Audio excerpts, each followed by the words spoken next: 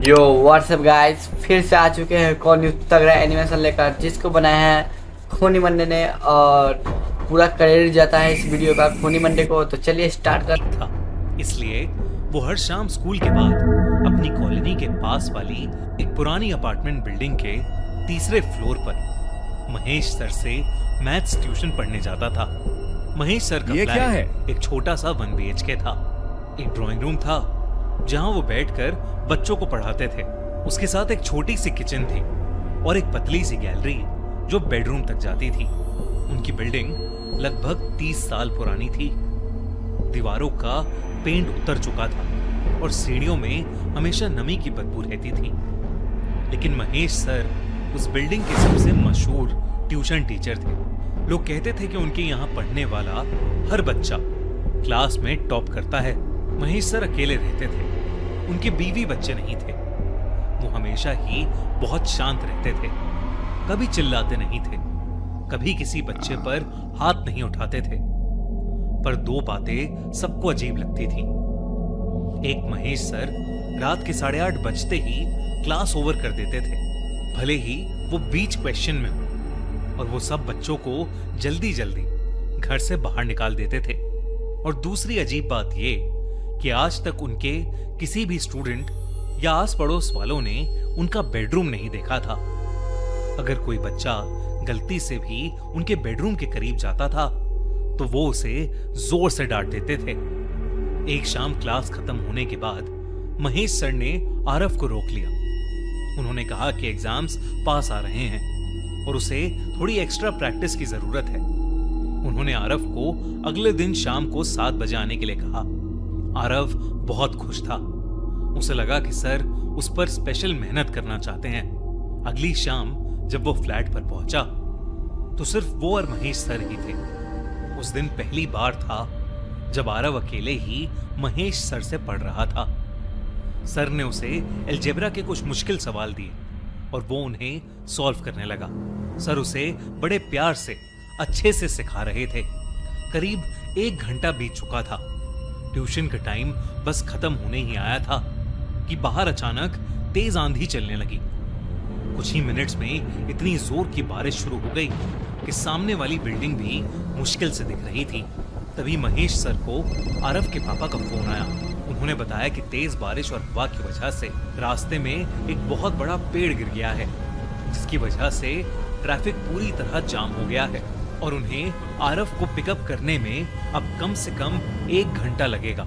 आरव के पापा ने महेश सर से रिक्वेस्ट की कि जब तक वो आ नहीं जाते तब तक वो आरव को अपने घर में ही रखें। महेश सर ने हामी भरी और फोन रख दिया। लेकिन फोन रखते ही महेश सर घबराहट के मारे बौखला गए थे। रात के 8:30 बज चुके थे।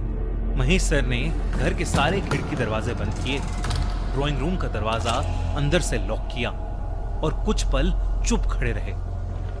ऐसा लग रहा था कि जैसे वो किसी बात का इंतजार कर रहे हों। फिर वो धीरे से आरव से बोले, आरव तुम यहीं ड्राइंग रूम में बैठकर क्वेश्चन सॉल्व करो।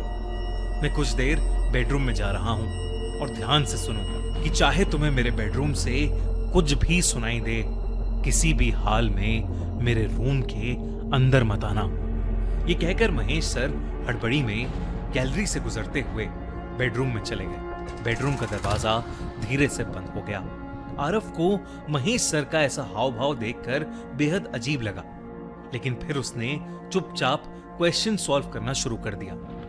लगभग 10 मिनट ही बीते थे, तभी बेडरूम के अंदर से धीमी सी फुसफुसाहट आई, जैसे बेडरूम के अंदर से कोई आपस में कुछ खुसफुसा रहा हो।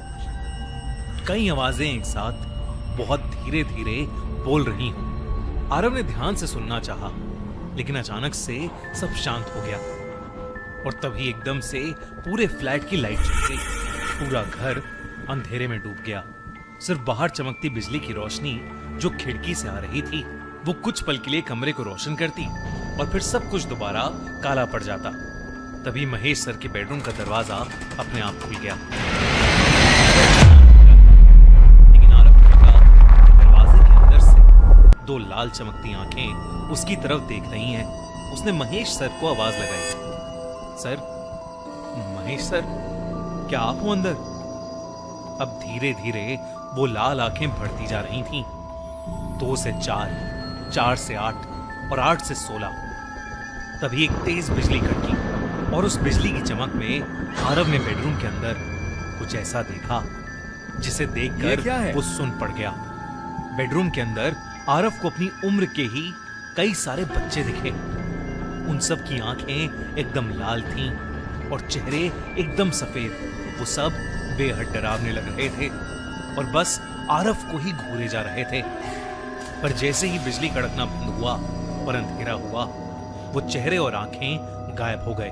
तभी उसे बेडरूम के अंदर से एक ऐसी चीख सुनाई दी कि आरव के शरीर में सर्दी की लहर दौड़ गई। आवाज महेश सर की थी। एक चीख, फिर दोबारा। ऐसा लग रहा था कि महेश सर दर्द में चीख रहे हैं। आरव महेश सर की चेतावनी भूल गया और भागा भागा बेडरूम के अंदर चला गया।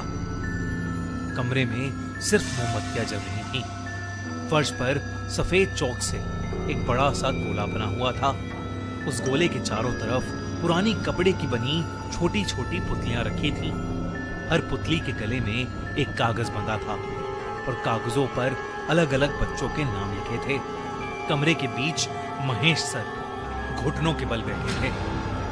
उनके सामने एक लोहे की थाली रखी थी और उसमें काला खून जमा था। महेश सर अपनी भाई उंगली से महेश सर तो भूत हैं। खून की बूंदें उस थाली में गिरा रहे थे और लगातार किसी अनजान भाषा में कुछ बोलते जा रहे थे। उनकी आवाज बिल्कुल बदल चुकी थी, भारी और बहुत अजीब सी, जैसे 2 अलग अलग लोग एक साथ बोल रहे हों। ये सब देखकर आरव की चीख निकल गई। उसके चीखते ही महेश सर ने धीरे से अपना चेहरा उठाया और उन्हें देखते ही आरव की रूह कांप उठी। महेश सर का पूरा चेहरा सफेद पड़ चुका था और वो इतना भयानक लग रहा था कि जैसे महेश सर पर किसी आत्मा ने कब्जा कर रखा है। महेश सर ने आरव को गुस्से से देखा और फिर एक अजीब ढंग से हंसने लगे। फिर उन्होंने सामने रखी पुतलियों में से एक पुतली उठाई। उसके गले में जो कागज लटका था उस पर लिखा था आरव। ये देखते ही आरव इतना डर गया कि वो सीधा कमरे से बाहर भागा। महेश सर एक झटके से खड़े हो गए और वो आरव की तरफ आने लगे। इस लेकिन चैनल पर उनकी नए तो चाल सब्सक्राइब किसी इंसान कर ले जैसी और नहीं लाइक थी। कमेंट शेयर करें। ऐसा लग रहा था कि जैसे वो हर कदम किसी और की मर्जी से उठा रहे हों। आरव ने बिना पीछे देखे जल्दी से घर के दरवाजे की कुंडी खोली और सीधा सीढ़ियों की तरफ दौड़ पड़ा। बारिश की वजह से सीढ़ियों पर पानी जमा हो गया था और भागते हुए आरव सीढ़ियों से नीचे गिर गया और बेहोश हो गया। कुछ देर बाद आरव की आंख खुली तो वो हॉस्पिटल में था। उसके पापा और मम्मी उसके पास खड़े थे। उसने अपने साथ हुआ पूरा किस्सा उन्हें बताया। जब ये सब चेक करने आरव के पेरेंट्स पुलिस के साथ महेश सर के फ्लैट में गए तो फ्लैट का दरवाजा पहले से ही खुला हुआ था। पुलिस सीधा बेडरूम के अंदर गई। पूरा बेडरूम बिल्कुल वैसा ही था जैसा आरव ने बताया था। एक बड़ा सा चौक का गोला और चारों तरफ मोमबत्तियां और पुतलियां। उन पुतलियों में कई सारे बच्चों के नाम लिखे कागज मिले। वो सब नाम करीब 10 साल पहले गायब हुए बच्चों के थे। ये देखकर सब लोग शॉक थे, पर महेश सर का कोई नामो निशान नहीं था।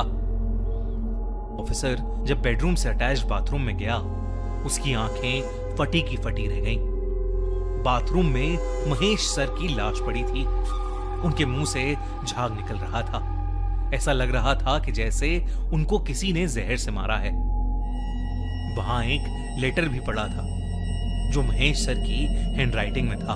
वो पढ़कर सबके होश उड़ गए। उसमें महेश सर ने लिखा था कि 10 साल पहले उनके ऊपर एक ऐसे इंसान की आत्मा चढ़ गई थी जो मरने से पहले बच्चों का मांस खाता था।